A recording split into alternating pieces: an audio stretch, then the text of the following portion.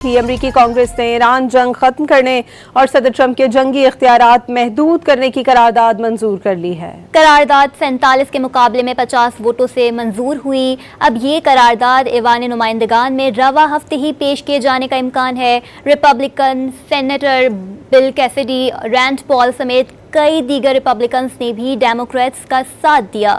اس سے قبل یہ قرارداد 7 دفعہ مسترد کی جا چکی تھی۔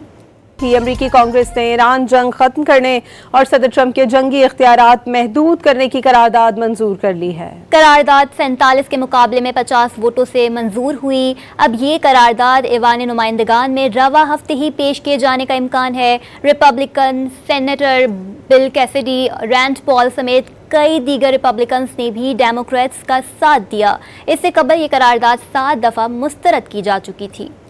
امریکی کانگریس نے ایران جنگ ختم کرنے اور صدر ٹرمپ کے جنگی اختیارات محدود کرنے کی قرارداد منظور کر لی ہے۔ قرارداد 47 کے مقابلے میں 50 ووٹوں سے منظور ہوئی۔ اب یہ قرارداد ایوان نمائندگان میں رواں ہفتے ہی پیش کیے جانے کا امکان ہے۔ ریپبلکن سینیٹر بل کیسیڈی، رینڈ پال سمیت کئی دیگر ریپبلکنز نے بھی ڈیموکریٹس کا ساتھ دیا۔